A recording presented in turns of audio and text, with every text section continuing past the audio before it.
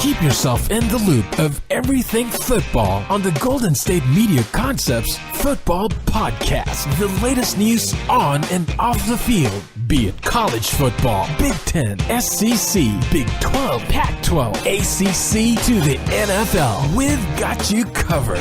Listen to the Golden State Media Concepts Football Podcast.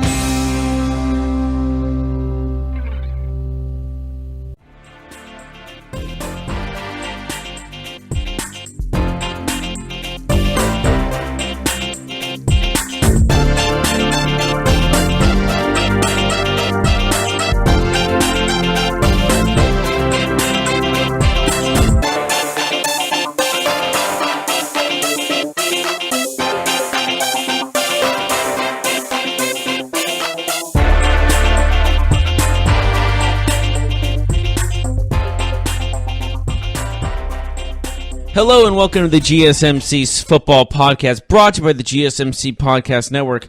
I am your host, Jeff Malinoff, and with me once again is my partner in crime, Mark Souza. What's up, everyone? How's it going? Hey, all right. We got some things to talk about, like Monday Night Football between the 49ers and Giants. We got to talk about some draft orders as of right now, since we're over halfway through the season, I guess, or about halfway. And then we're also going to talk about news and notes. Also, Le'Veon Bell, hopefully for the last time this season. Because is he coming or is he not? Maybe say, is he going to show up or not? Is he going to report or is he not that's a better phrasing of that. Anyways, we're going to talk about Monday Night Football first. My prediction of this 49er and Giants game was the Niners will win this one 28-24. And I almost was correct on the score-wise, but not on the team-wise, as the 49ers fall to the Giants 27-23. I was 1 point off each team. Yeah, switched. Yeah, but still 28-24. That's still 1 point off. Yes. All I needed was a Niners stop at the end of the game. And then maybe I would have got the score spot on. But, of course, the Niners defense... It was a very good game to watch. It was a thriller. Like, you know, in Monday Night Football thriller, they say that. This was a thriller. A surprising thriller, in fact. I was just hoping the Niners would prove me 100% right, but they didn't because they don't have the pieces on defense to stop even an older Eli. That's their main deal. Like Kyle Shanahan said in the press conference after the game, they need to finish. They need to learn how to finish. And it's a little bit tough to do that when you are depleted. So I'm not saying that there's an excuse there for the 49ers, but you understand why they're losing some of these close games when you look at the teams. One team has a collection of talent sitting on injured reserve, and the other team doesn't. So even the 49ers defensively yesterday were missing maybe their best defensive player, Reuben Foster, one of their better defensive players at least. He wouldn't have been able to cover Odell Beckham, but, you know, maybe he would have helped make a play there at the end of the game. But again, I think the Giants just, with their skill positions, are just a little bit better right now, even with their struggles at offensive line and defensive line. Yes. There are a lot of holes on both teams. Let's get real here. And honestly, this was a game, if whoever loses really benefits more. Don't you think? Yeah, I think we'll talk about that more later on as we talk about the current draft order. But you're right. It was something that was on the mind of a lot of people watching last night's game. It was like, who really wants to win this game and who would rather have the higher draft pick? But you were saying about Eli. Were you impressed with his game last night?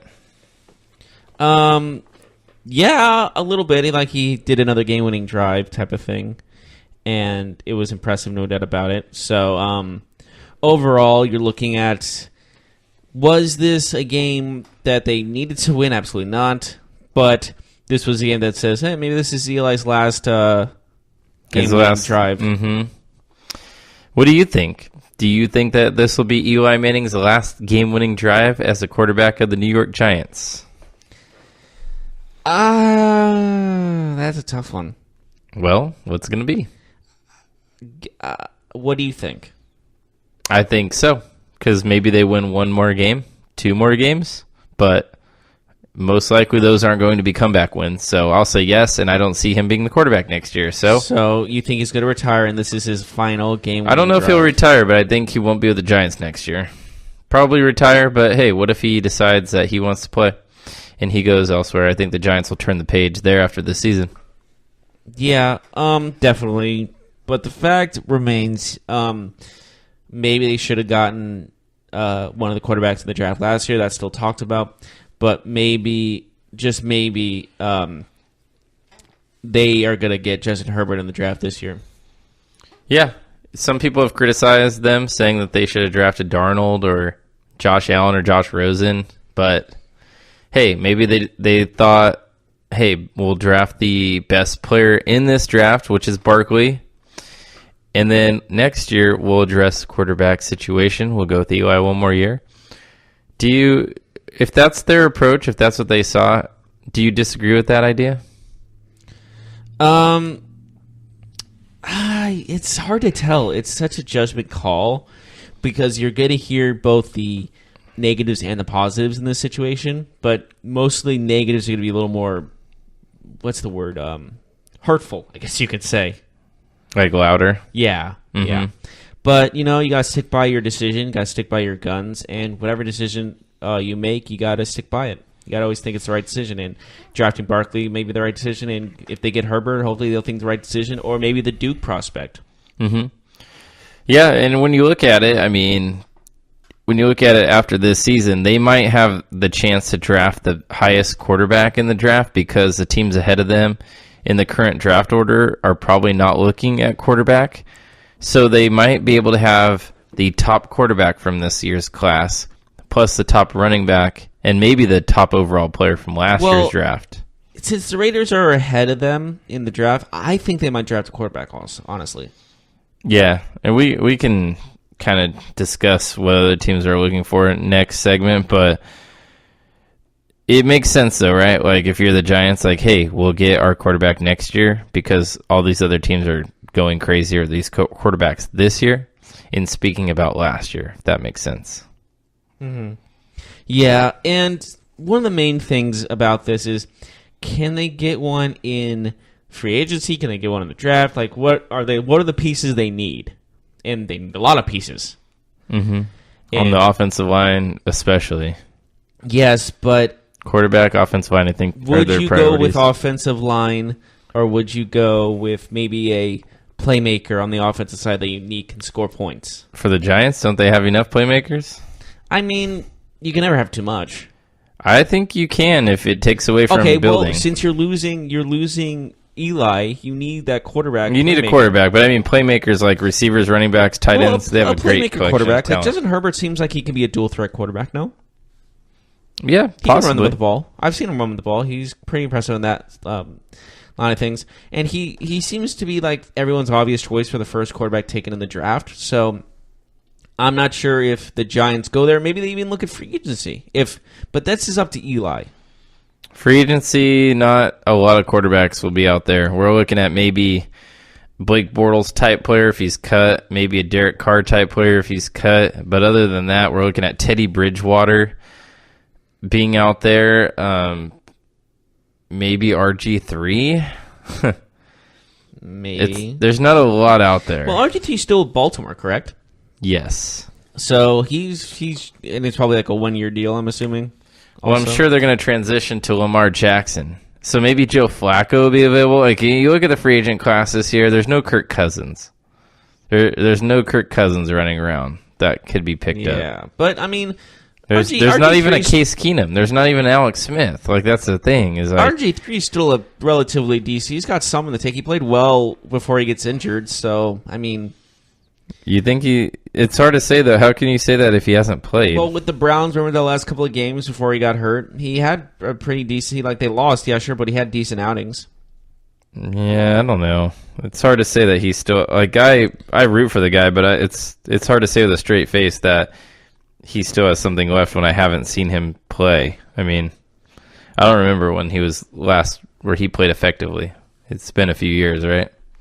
Yeah, but I mean, with the Giants, you got to try anything, especially losing your quarterback that's been there since 2004. Mm-hmm.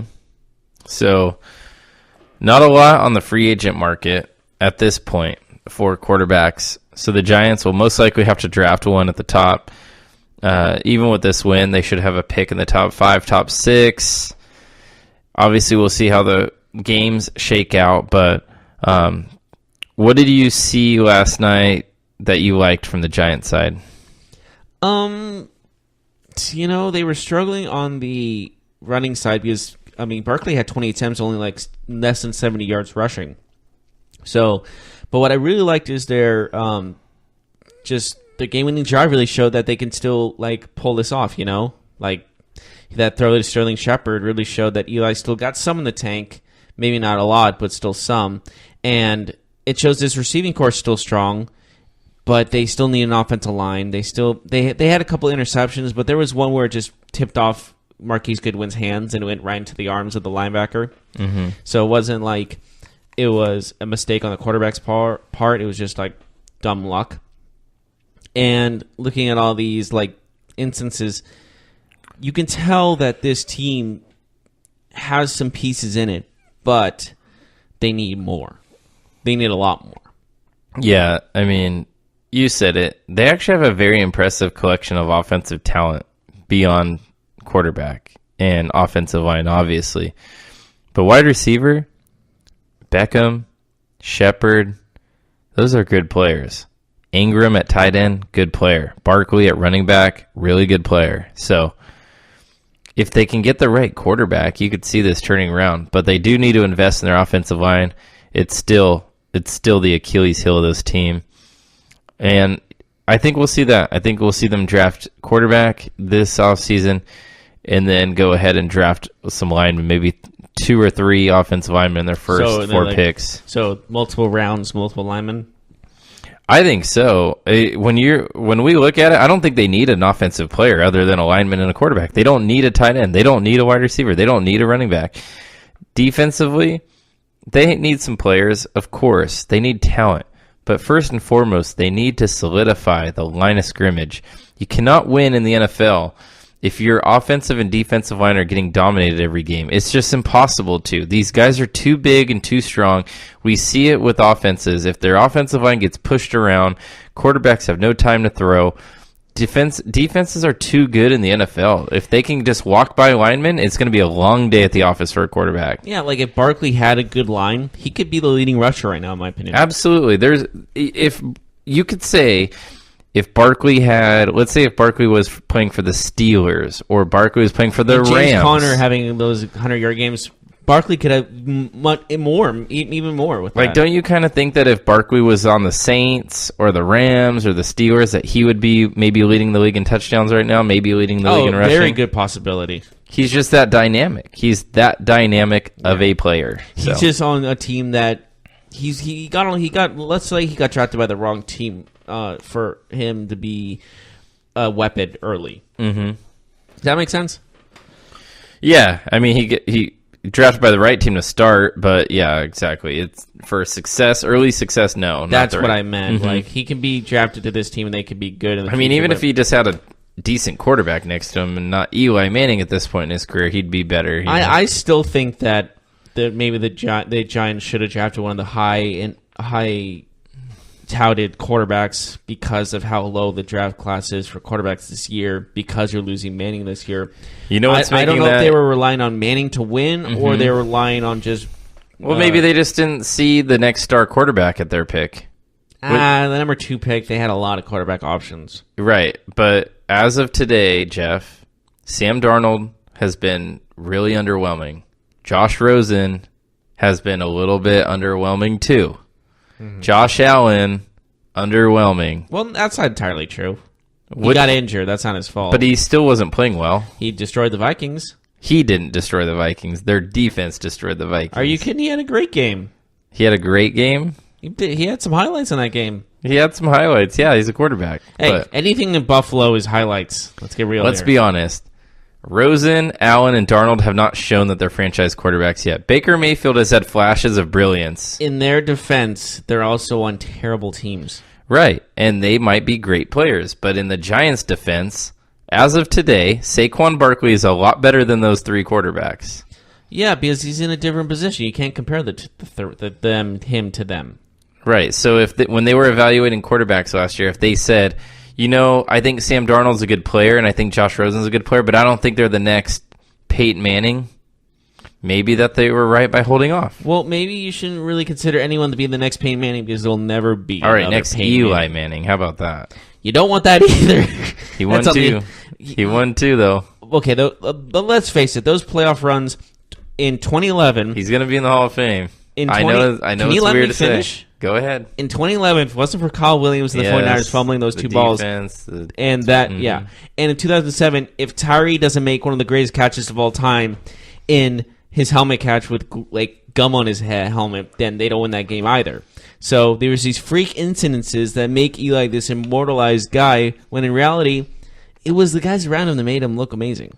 So anyways, I mean, I get what you're saying, but regardless, the point is... he's had more negatives than positives. Let's agree on that. Well, I mean, he's probably going to be in the Hall of Fame, most likely. I would bet that he makes it, but we'll see. But anyways, back to the point. He's going to be in the Hall of Fame, but I wouldn't call him one of the greatest quarterbacks of all time. Back to the point. Okay. If the Giants don't think that one of those quarterbacks was a franchise-changing quarterback, then they were absolutely right in taking Barkley. Now, remains to be seen. We'll see. We'll check it out years from now if they made the right choice. But I think Barkley was a safe choice, and he's a really, really good player. So they can build around him. They just need a decent quarterback. I'm taking nothing away from Barkley. I love Barkley. He's a human highlight reel. He is a difference maker. But when you look at the Giants and you look at the draft is for your future. It's not for right now. I understand. And you can have the guy back up Brady or Eli for now. Mm-hmm. And that could make him into a better quarterback. That's what I'm just trying to point out. Is like maybe that's what they should have thought of and not thought of winning right now. Because that's the common negative about the draft is people think that you draft these guys, you're going to win right now. But in reality, you need these players to develop. It's a whole nother level from college to the NFL. Mm-hmm. Like, there's this classic, like, the Alabama cornerback said we would destroy the Buffalo Bills, but in reality, the Buffalo would destroy them because they're NFL players. They're in a higher level, they're at a higher speed, they're at a higher strength, size, everything in the NFL. Right. They're just kids. And you got to develop children into becoming men, and that's the same thing with the NFL. Definitely. And, you know, it is true that we won't know for years if the Giants made the right or wrong choice at taking Barkley over some of those other quarterbacks. I'm just saying, at this point in time, it looks like they may have made the right move. Maybe that will change, but it is frustrating, though. We can't tell right now, unfortunately. It is frustrating if you're a Giants fan because you still haven't addressed the quarterback position, and that is the most important position in the NFL. I think everyone will agree to that. And their offensive line is still terrible. Even though Nate Solder was signed to that big contract, he has not helped individually or collectively that unit. But you know what else is frustrating, Jeff? What's frustrating? Holiday shopping. Tell me about it. Yeah, it's frustrating every year. Who's maybe the one person in your life that you have trouble shopping for? Hands down, my dad. Dads are definitely tough. I think everyone can agree on that. Guys in general are tough, but dads are super tough. You know what, though? I think I have a solution for you. You do? Yes. Usually dads like gifts that are practical. You know, they don't want you to spend a whole lot of money because they understand at their point in their life and your point in your life, maybe, you know, they don't want you to go all out and spend a ton of money on them, right? So what if there was a product out there that was practical and cost-saving? I would need that. Yeah. Well, guess what? With Harry's, you can actually get that. You can get a practical gift he'll use on a day-to-day basis. 100% quality guarantee. If your dad doesn't love it, returns are quick and hassle-free. As a special offer for fans of the GSMC podcast, we've partnered with Harry's to give you $5 off any shave set, including our limited edition holiday sets. When you go to harrys.com/GSMC football, plus you'll get free shipping. This offer is for new and returning customers and is only available for the holidays. Each Harry's shaving set comes with an ergonomic weighted handle with an option to engrave. German-engineered 5-blade cartridges that provide a close, comfortable shave. Foaming shave gel for a rich lather. A travel cover to protect your blades. And it comes in a handsome holiday gift box. Or maybe you just want something for yourself. Redeem a Harry's trial offer to experience the quality of shave before committing. Get your holiday shopping done early. Free shipping ends on December 12th, so act now. Go to harrys.com/GSMC football to get a $5 off shave set while supplies last. Again, that's harrys.com/GSMC football.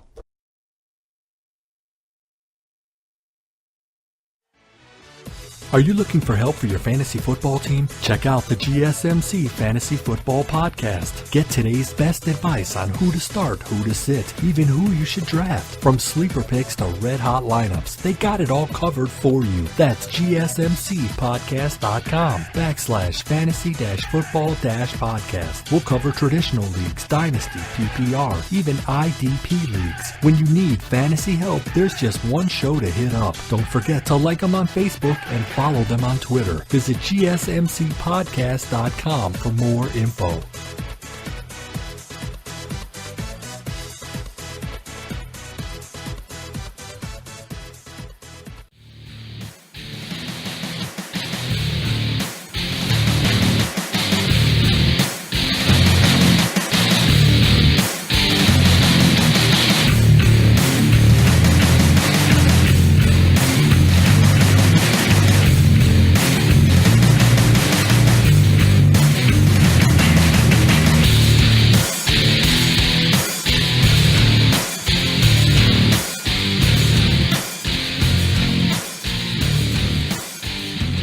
And welcome back to the GSMC Football Podcast. We just finished talking about Monday Night Football and the draft, and we're going to get right into the draft order for the teams as of today, thanks to tankathon.com. This is for their info. That's an actual website. It's an actual website. Isn't that great?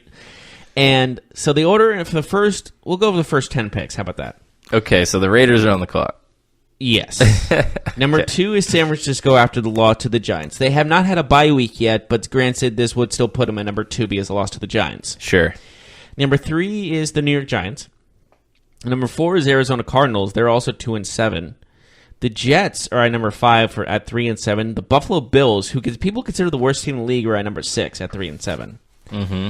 7 is Detroit at 3-6. 8 is Denver at 3-6. 9 is Jacksonville at 3-6. 10 is Tampa Bay at 3-6. So let me again. You said Raiders, Niners, Giants for the top 3, and then who is it? Arizona. Okay, then The Jets. the Jets, Jets, and then who's next? Buffalo. All right, so Buffalo's at 6, and then Detroit. Mm-hmm. Denver. Mm-hmm. Jacksonville. Tampa Bay. Denver, Jacks. Okay, Tampa Bay. Wow, they're way too high. Do you notice someone that's missing on this list? Browns. Yes, the Browns are the 11th pick. 3-6-1 puts them at number 11. That's That makes no sense, but okay. It is. Oh, they have a higher interesting. winning percentage due Yeah, to that the tie. fact of The tie. Yeah. Mm-hmm. It doesn't sound like it makes sense, but it does. I expect Tampa Bay to get closer to 1 than 10 by season's end. Mm-hmm. We'll see.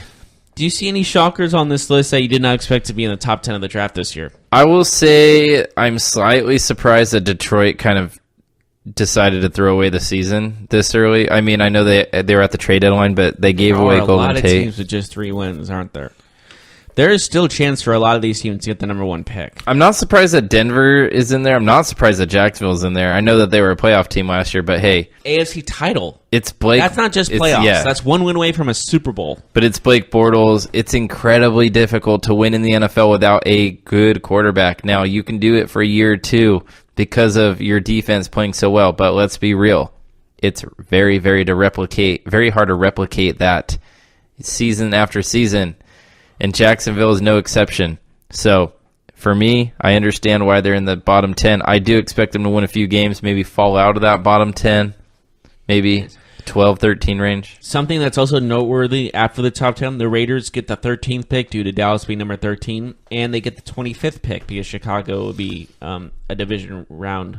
They win the division. They'd be a winner, yeah. We'll see what the Raiders could do with those picks. 1, 13, and 25. Okay. That's pretty good to me, in my opinion. It's good, One but in the start, they have one the they have a lot of holes to fill, so they got to get to work with a pass rusher, a wide receiver, and possibly a quarterback. Well, let me ask you this: do you see this order changing by end season? Like, I'll say the top five. The top five. The top five. Maybe the Jets will move past Buffalo, but I think the top five is pretty set. I would say the Raiders, Niners, Giants, and Arizona are locks for the top five, and then the Jets or Buffalo, one of the two. Do you see San Francisco? Do you see them staying in their locked positions, like Raiders number 1, Niners number 2, Giants number 3, Cardinals number 4? No, not necessarily. Maybe, but I could see the Giants in Arizona maybe flipping. Maybe the Niners win a game. Who knows, man? There's a lot of football. The Niners have already played Arizona twice, so I believe they're already if they have the same record going into the end of the season, I'm pretty sure the Niners are going to be ahead of them in draft order due to them losing to them twice. Yeah, possibly. Mm-hmm. And actually, the Niners are on a bye week for Week 11, so we will not know. But the Raiders play the Cardinals next week. Yes, that's going to be that will go a long way in that's determining. That's going to go draft. That's a big draft game. If Arizona wins, they might fall out of the bottom five, actually, at some point. Very good possibility. And then another one, Buccaneers play the Giants also. When is that? This week? That's Week 11. Oh, wow. This is like Separation Sunday coming up, huh? And then Week 12, the Niners, after their bye week, play the Buccaneers. So they do. There's these next couple of weeks, there's going to be a lot of games that revolve around the draft. Maybe the Buccaneers will just tank the next two, and then they'll be right in the top three. Well, if they wanted that, they would be playing Winston. Yeah, maybe. Who at this point, I mean, whatever. That's just a fact. I'm sorry. Yeah, Winston. I mean, who knows? At this point, their quarterback is just turnover prone, whoever it is. But yeah, I agree. Winston is probably the worst of the two. So I don't know. What do you see happening with this draft order? You think any team is going to fall out? Maybe with get the higher. Top five. The one team I can see leaving the top five is like you said, Arizona or New York, but I can also see the Giants getting on this little like win streak kind of thing. I know that sounds implausible, but I don't know. I could see them doing that, you know? So the Niners, Raiders, Giants, the Niners, Giants, and Arizona all have 2 wins? Yeah. And then the Jets have 3? The Jets have 3, yes. So the Niners, Giants, or Arizona, whoever wins like their next game or 2 games could definitely go out of the bottom 5. They could go into 6 to 10 range. Mm-hmm. We'll see. And looking into the mock drafts, there are some like these are just based off like player rankings and obviously mock drafts are never solid, but Justin Herbert is looking to go number 1 to the Raiders in this draft in some of the mock drafts. Do you agree with that?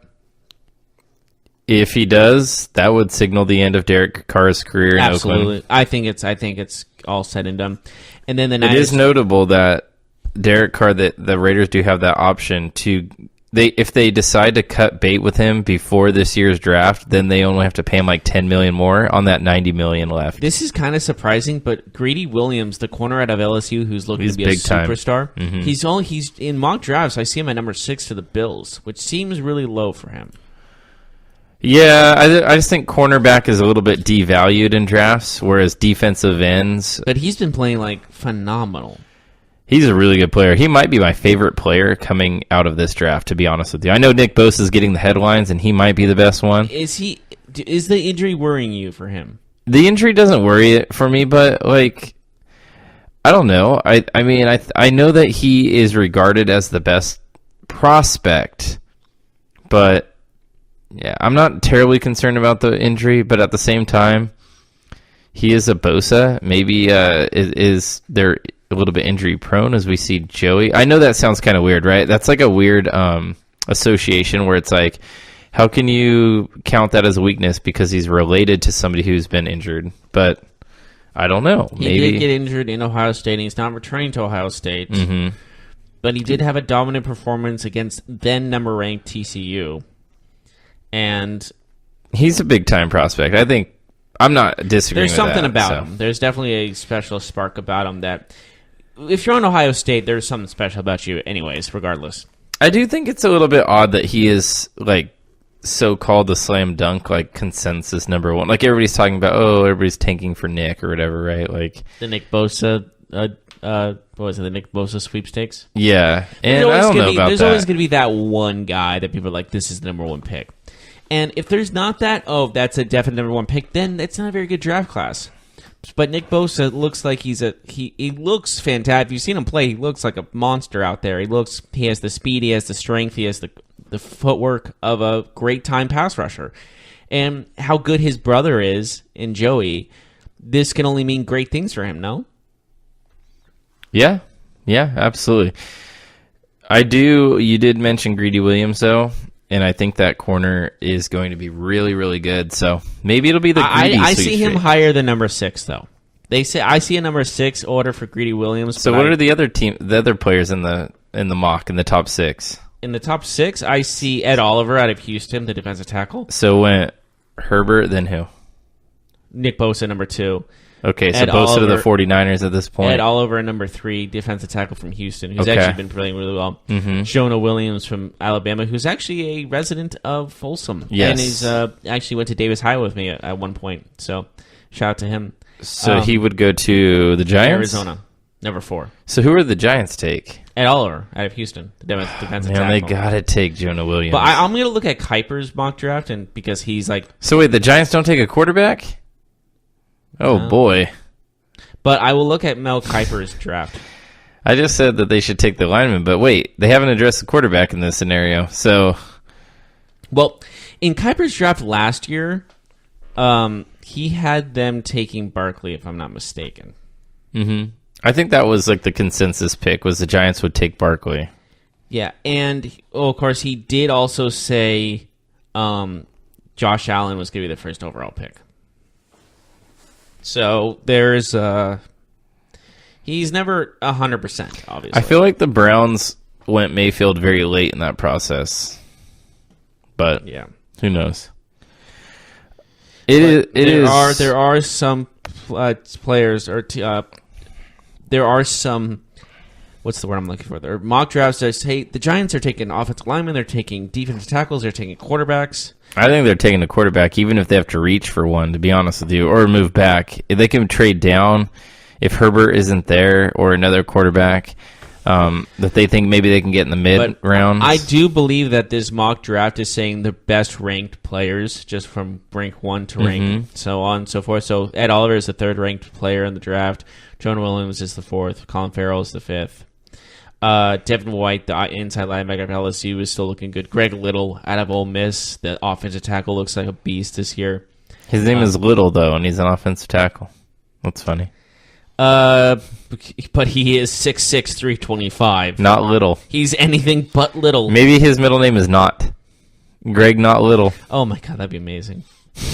Like, Jonah Williams is 6'5" and 301. This guy's a little bit taller and heavier, but you don't want too much weight at the I like this time of the year in football because not just the draft order starts to take shape, but the prospects, you start seeing them on TV playing in more important games like college. Even if you don't follow college football, like you might catch like the Sugar Bowl, right? Or like, one of those big bowl games, or maybe you check out the Big 12 Conference Championship or something like that. Like, you get to see these players, like, actually, like, you get to put a face or a body type to, like, the name. Like, you hear Nick Bosa, right? We know he won't be playing, so that's a bad example. But Greedy Williams, you'll see Greedy Williams play, even if LSU doesn't make it to one of the major bowl games. You'll see him play at least in, like, the Holiday Bowl or the Cotton Bowl or something. Well, Mel Kiper has ranked Nick Bosa the number 1 prospect, Ed Oliver number 2.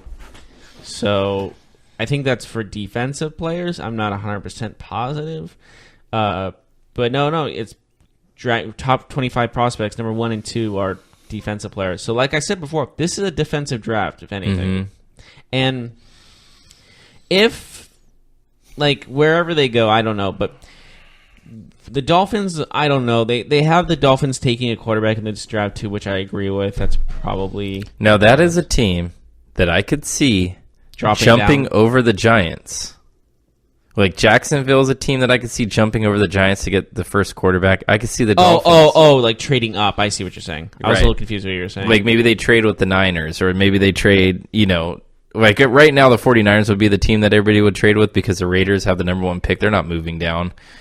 But the Niners at 2, if a team was like, hey, like the Dolphins, like, hey, we'll give you 2 first-round picks and a second-round pick to move up, to swap spots. Because the Dolphins, I think...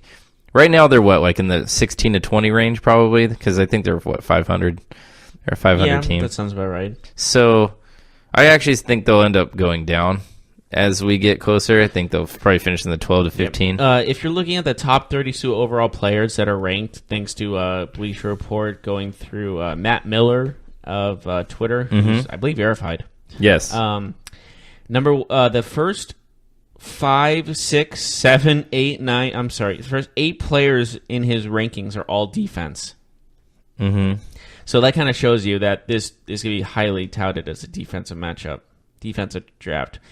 The next ranked offensive player is number 9, Justin Herbert, which makes sense. Mm-hmm. But it's really truly incredible how many this. Honestly, this first round in the draft could go to over maybe even over half the draft class being defensive players. It's possible. Yeah. Anything else about the draft? Nope. All right, we're going to take a quick break, but first I wanted to talk one more time about the holiday season is coming up. And finding gifts for your loved ones, like your mom or sister, is easy. You can get that done. But finding a loved one that's a guy is almost nearly impossible. Harry's makes a long-lasting quality product at a reasonable price. German engineered blades for as low as $2 each. It's a practical gift that he will actually use and save him money on blade refills. As a special offer for fans of this show, the GSMC Football Podcast, we partner with Harry's to give you $5 off any shave set, including our limited edition holiday sets. When you go to harrys.com/GSMC football, plus you'll get free shipping. This offer is for new and returning customers and is only available for the holidays, so hurry up.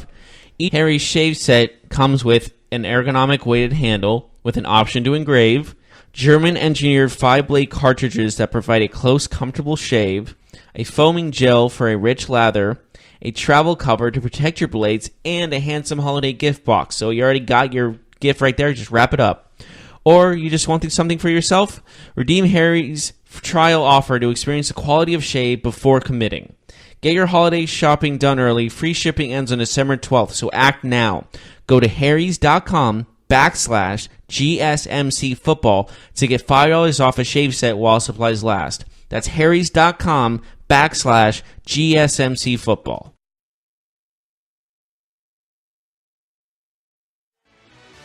Check out the show that's built on the MMA. From the UFC to extreme cage fighting, they got the fights covered. Check out the GSMC MMA podcast. Get the latest news on past or upcoming fights. Join us as we talk to and about some of the biggest names in the MMA, past, present, and future. When it's the fight game, there's just one show to check out. GSMCpodcast.com/MMA-podcast. Don't forget to like them on Facebook and follow them on Twitter. Visit GSMCpodcast.com for more info.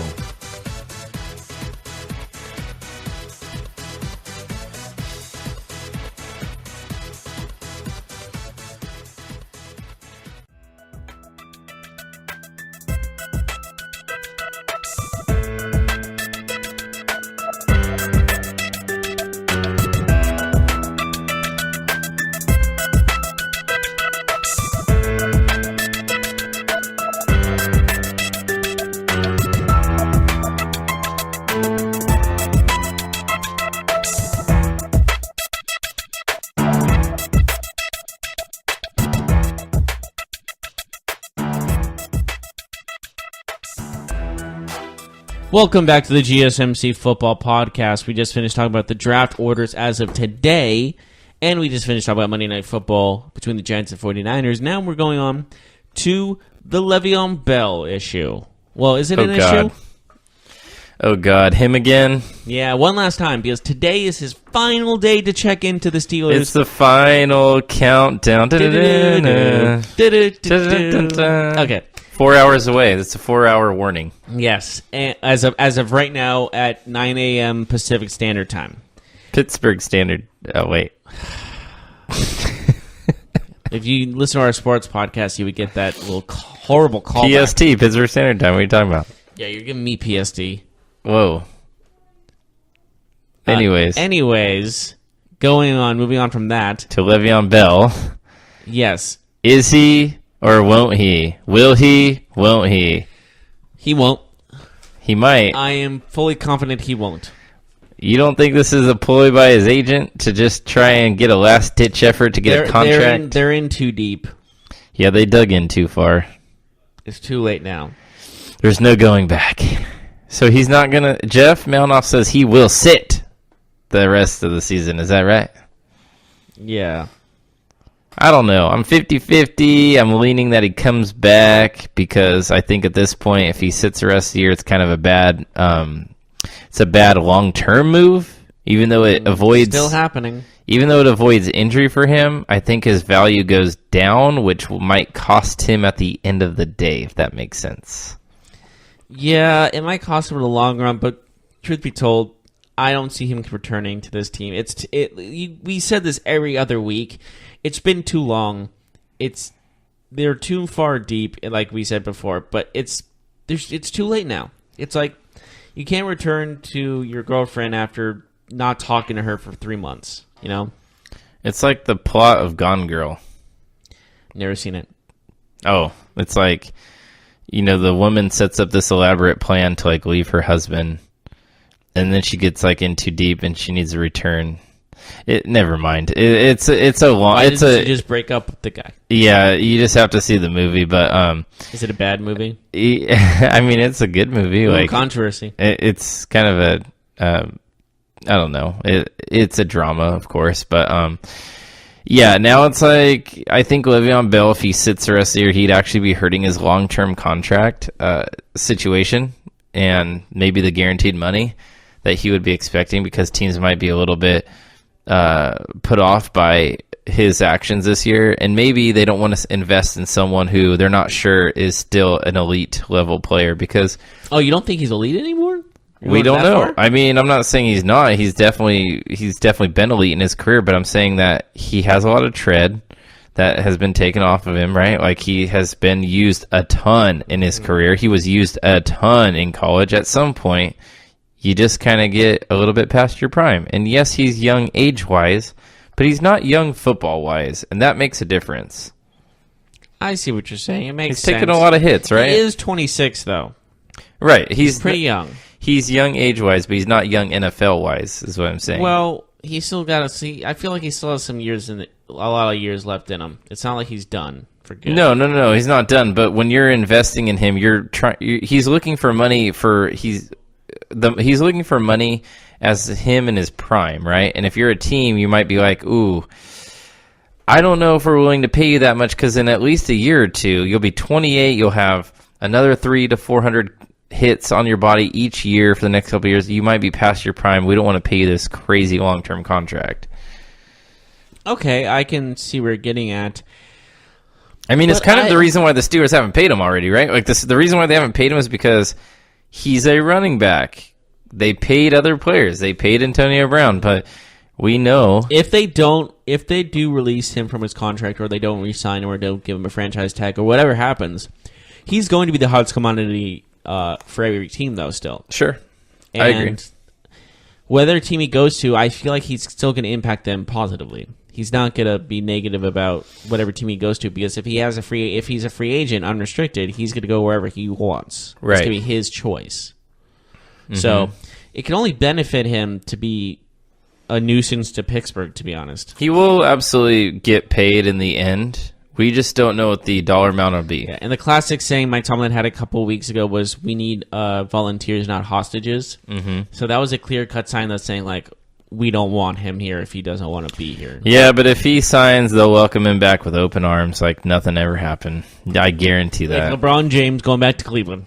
You know it's true. You just know. Absolutely. It's one of those things. I get where Tomlin's coming from, and I get why some of the players have been frustrated with Le'Veon Bell. But if he was like, hey, guys, I'm coming back, I'm ready to win a championship, they'll be like, all right, Le'Veon, let's go. And, let's get you up to speed. And, of course, James Conner will still have a role in this team for sure. I think they might split the snaps if he does return. Definitely. I could see that happening. That would just benefit the Steelers, I think, right? You get a fresh Le'Veon and a fresh Conner. That would be a very dangerous 1-2 punch.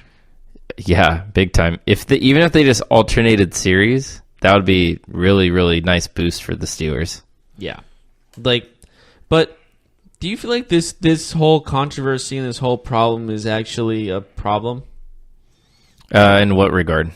A problem for what? Like just team wise, like having this whole controversy with Le'Veon Bell, does that affect the field play? I don't think so. The Steelers have been playing really well. They don't look like they've been distracted, and I think they're led very well. The leadership in Pittsburgh is very strong. The front office is very strong.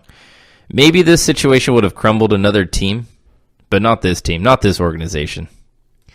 Yeah, this team is, every decade they've been good, it feels like. Right, exactly. They're one of the model franchises in the NFL. Absolutely. Yeah, the more things change, the more they stay the same, Mm-hmm. Okay. Yeah. So what do you say we take a break? Yeah, but I'm making the decision now that he's not coming back today. Mm-hmm. I wish we were on the air, or wish we were recording this as this was taking place, as if like the last couple of minutes or something. But we have to, unfortunately, have to wait till tomorrow to talk about it to make it official. Okay. Yeah, but we'll be right back right after this. Check out the show built around the women of MMA. From the UFC to the extreme cage fighting, we got the fights covered. Listen. It's the Golden State Media Concepts Women's MMA Podcast. The latest news of upcoming fights, discussions of previous matches. Join us as we talk to and about the biggest names in women's mixed martial arts, past, present, and future. When it's the women's fight game, you know where to listen to. The Golden State Media Concepts Women's MMA Podcast.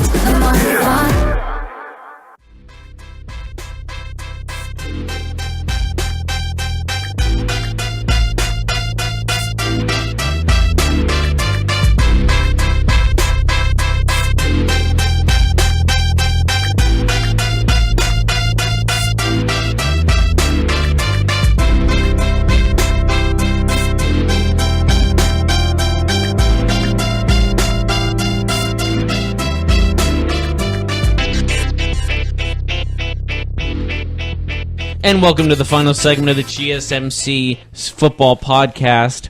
We have other news and notes to talk about in the NFL. Nathan Peterman has been released from his contract of the Buffalo Bills.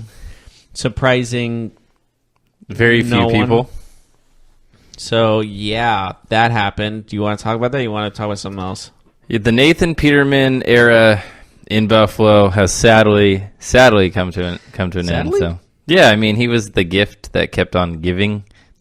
Get it? Interceptions? Anyways, bad joke. Aw. Like, I remember saying yesterday that his Wikipedia article was amazing because it said Nathan Interception Peterman. He's considered one of the greatest players, and someone edited it to make it regular again. So will we see Peterman on another team this year? No.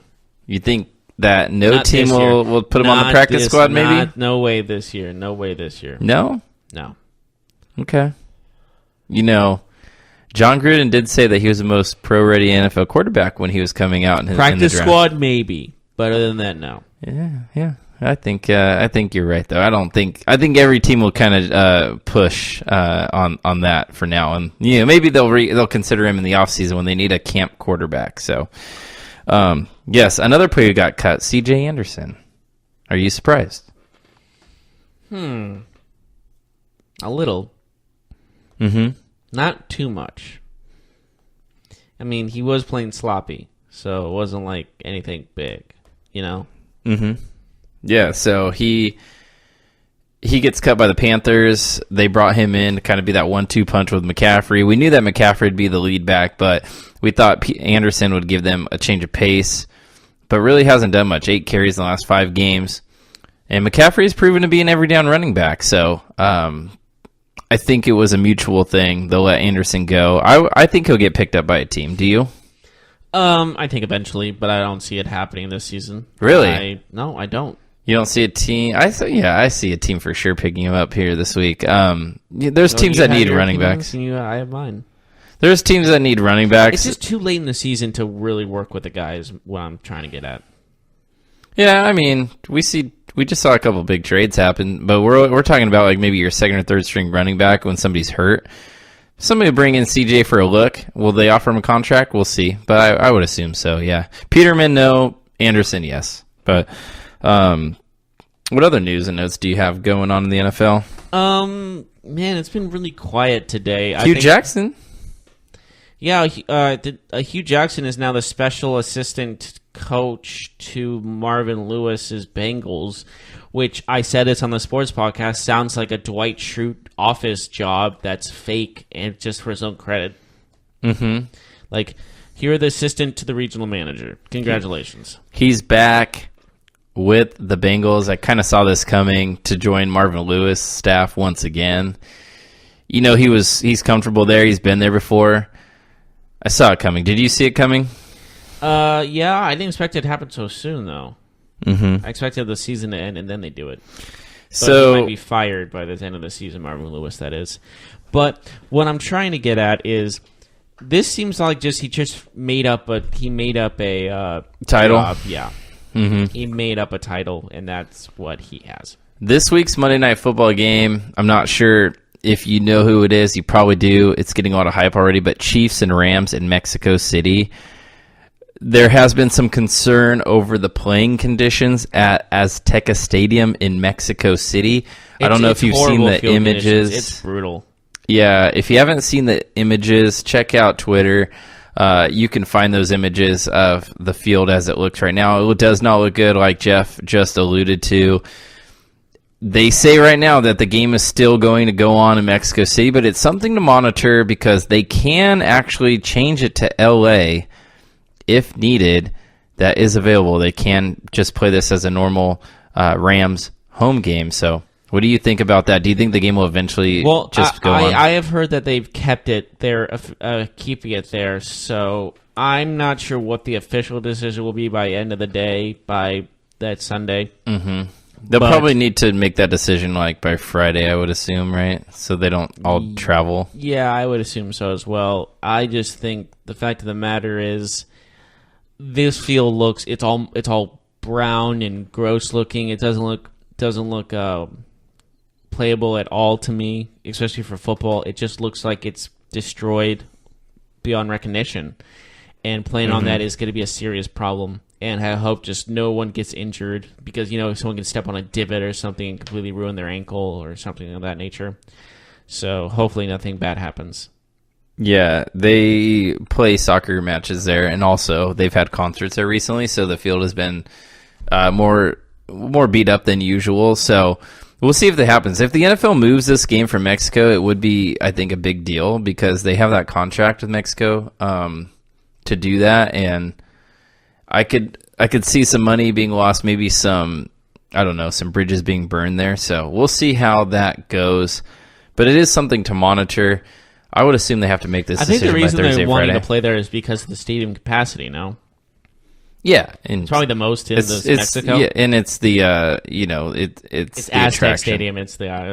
It's a landmark, isn't it? Yes, it's one of the most famous soccer not field wise, but look wise. One of the biggest stadiums in the world. Actually, they've had Olympic events 100,000 people. Yeah, it's 100,000 people at least. I don't think they're going to fill it to that much, but maybe. The Rams are actually in Colorado right now, preparing in the altitude because we know Mexico City has altitude and smoky. That's not a place you would expect to have altitude because you're thinking the South. It's actually higher than Denver.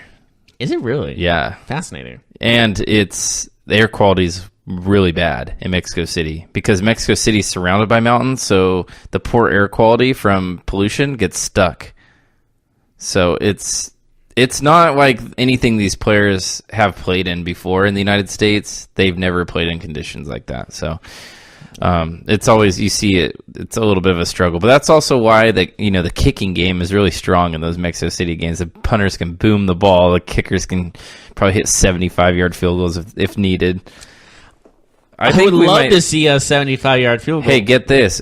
Zuerlein and Harrison Butker are two of the biggest legs in the NFL. If they keep that game in Mexico City, we could possibly see the longest field goal ever made in an NFL football game. You want to make a bet? I mean, what are the odds you're going to give me? $5. And what are the odds you're going to give me? Not the amount. 1 to 1. What? That's a dumb bet. Why, $5 each? First, they have to attempt the longest field goal of all time, and then he has to make it. Yeah, I'm not taking that bet. I can get better odds online. But Fine. Fine. How about 100 to 1? Then you have my interest. Okay, I don't think you would do that though. How about 100 to 100? Nope. All right, fine. Whatever. Yeah, so any other headlines that you want to talk about in today's football podcast? I think we covered much of everything that needed to be covered. I don't see much anything else. Yeah, Sean Payton smashed a locker room fire alarm. I mean, whatever. I mean, he could have gotten in trouble for it. Because it's against law to just like smoke detectors and stuff, let alone like destroying a fire alarm.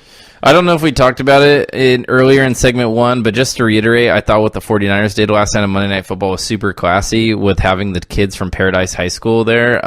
Pretty sure you said that. Yeah, but bringing them on the field was something that was really awesome to see. I think having those kids, not just in attendance, but having them on the field for the national anthem. And also Marquise Goodwin and Odell Beckham Jr. before the game, having fun, especially on the field with Marquise Goodwin's sister who suffers from cerebral palsy. I think those two things. Talk about a guy that's had to go through so much. Yeah, I thought those two things from last night's game really stood above the game itself for me because it brought us back to like, it makes you just think sometimes like this is a game. Like, yes, we take it seriously. We're big football fans, but you know, at the end of the day, like, we're humans first. And it's just nice to see some interaction that some good stuff happening in the NFL. We hear about bad things, right? Like contract disputes. We hear about injuries and things like that. But to see teams and players kind of show that level of humanity, good in the world, I thought it was a good thing. I don't know. Maybe I'm going soft on you here, Jeff. I don't know. No, absolutely. It's a very classy and a heartwarming thing. Because absolutely. Especially with the high school team, because they not only lost their homes, but they were going to be in the playoffs, and they had to forfeit that. Yeah. And that's got to be heartbreaking for those guys. Devastating for that community. The communities affected by the wildfires in California have been, it's been devastating. I mean, that's the best word to say it because we've seen an entire, especially those kids from Paradise, California, an entire town was leveled. Like, it's done. Like, more than just a town. Like, everything. Yeah, there are maybe 5% of the town is left standing after all that. That's incredible. Yeah, it's really sad. It's just terrible. But yeah, I think we should end the show on that. On a good note, though, on a positive. That you know, really sound like a positive. Well, I mean, there is a light at the end of the tunnel, right? We've seen some negative stuff. We've seen some really terrible things, but it was nice to see some humanity, some positivity from that Monday Night Football game last night. Yes, and thank you so much for joining us today. Please tune in tomorrow with the football podcast. We talk more about football. We'll have the aftermath of Le'Veon Bell's decision. And today we also have the basketball podcast, so tune in for that. And we will see you next time.